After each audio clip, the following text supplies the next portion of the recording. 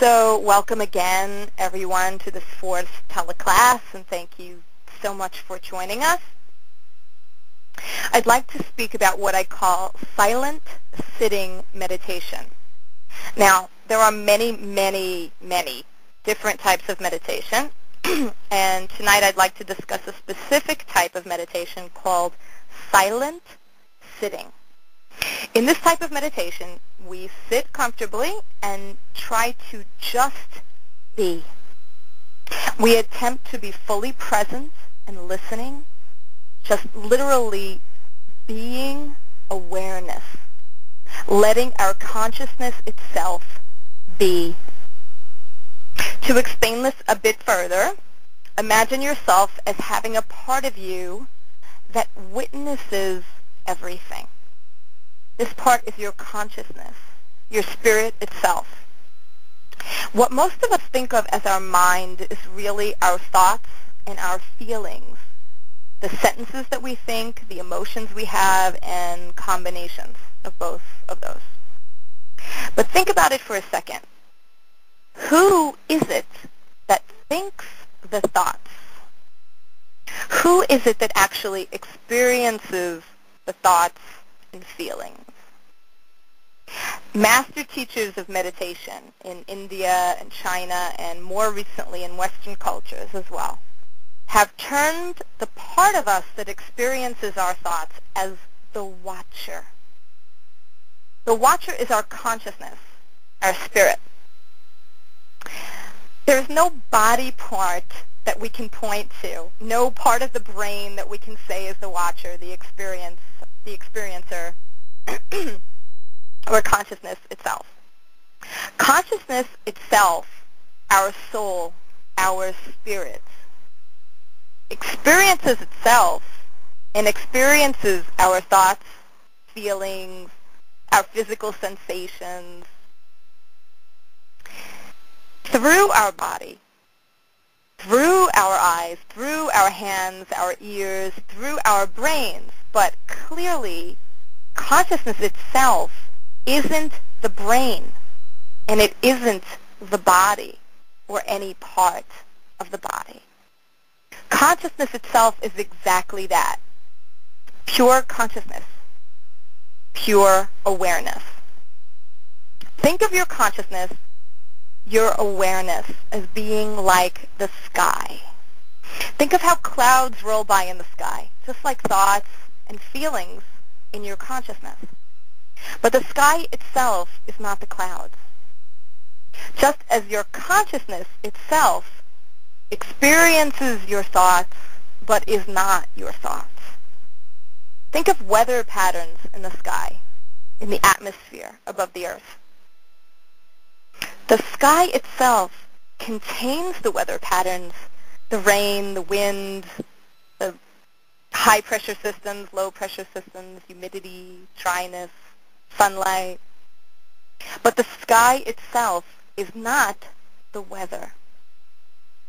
And your consciousness, your spirit, is not the turbulence or the clarity of your thoughts or your emotions. It experiences your thoughts and emotions. And your consciousness isn't your personality either. Your consciousness is your soul. It isn't your likes and dislikes, your favorite color, your favorite activities, the TV shows you like, the authors you admire, the way you express yourself, your habits, not even your view of the world or the talents that you possess.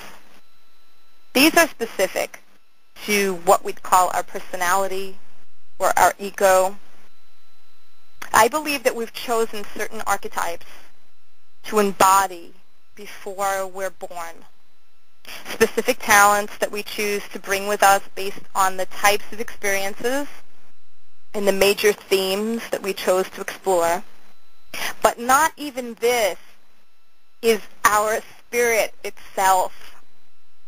The personality, the archetypal personality rather, is an energetic pattern, a filter, a musical tuning of our energetic system.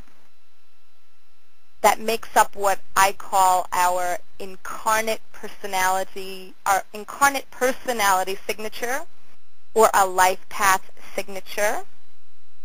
But even this is not the spirit or the consciousness itself. So who are we really? We are our essence, our consciousness, our spirit. Eckhart Tolle, who wrote The Power of Now, explains an experience he had right before his big breakthrough into what we could call enlightenment. Eckhart was extremely depressed as a young man and having suicidal thoughts. And one night in his bedroom, he heard himself say, "I cannot stand myself." And the structure of the thought itself struck him as very odd. I cannot stand myself. And he thought, that's odd, isn't it? There must be two of me. There's an I that cannot stand myself. And as soon as he had this thought, he saw himself spiraling inward as though through a hole. And he heard a voice say, "Resist nothing." And he became unconscious. And when he woke up, he was no longer attached to his personality. He had a profound, life-altering experience. He was no longer attached to his ego. Now, many years later, Eckhart Tolle definitely has likes and dislikes. He has a personality for sure, but he's not fooled by it. He knows it's not him. He knows it's not his essence, his spirit. He knows it's not who he is, like the big who he is in capital letters.